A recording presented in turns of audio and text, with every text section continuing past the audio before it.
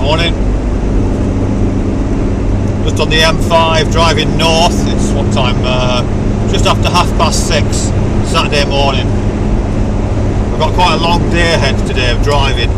I've got to drive up to Cheshire to pick Nick up, who starts university today. And I've got to drive him down to Kingston, which is where is it? Just west London, kind of.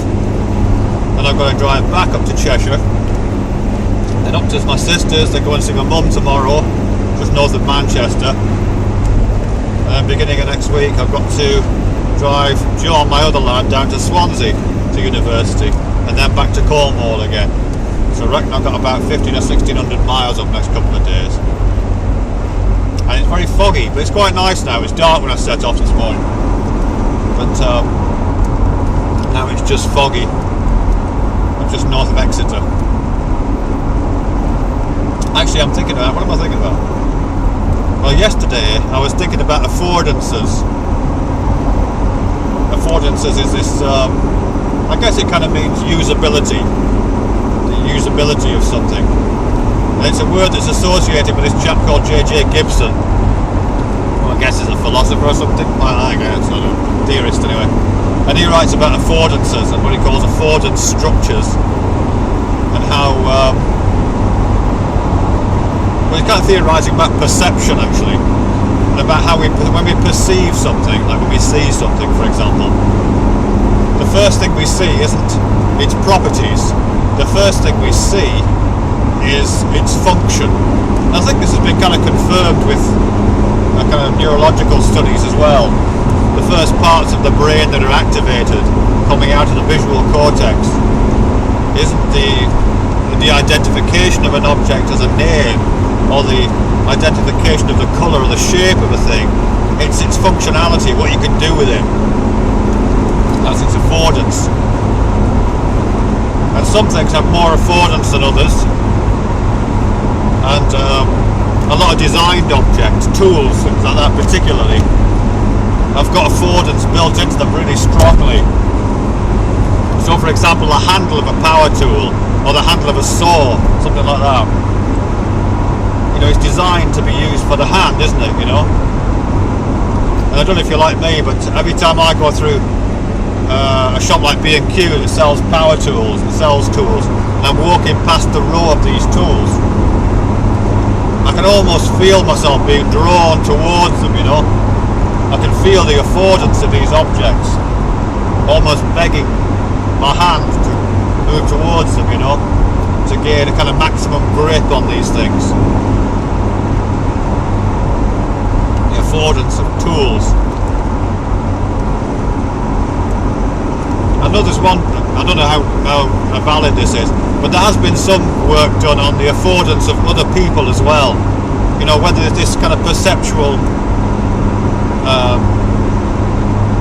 practice that we all have, this capacity to see the usefulness of something first, whether that extends to other people. When we look at other people, one of the things that's happening is that we see their usability.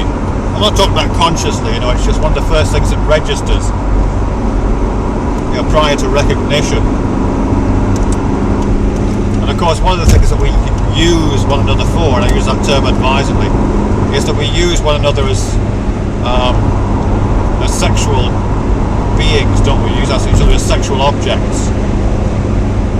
One of the great pleasures that we have in one another. It's probably the case to be argued that in the same way that the handles of things like saws and power tools are kind of designed for their use, and we feel that design, we feel that usability as a kind of beckoning, the affordance beckoning us.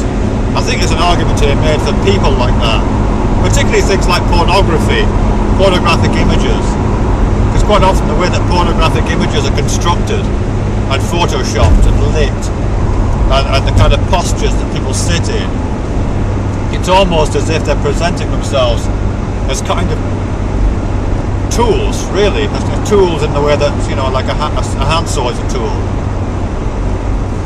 speaking directly to a sense of an affordance structure, you know, so we feel ourselves drawn to them. as if our hand's reaching out to them. Our hand wants to reach out to them like it does when you're walking through B&Q. And you feel like you want to get a maximum grip on a power tool.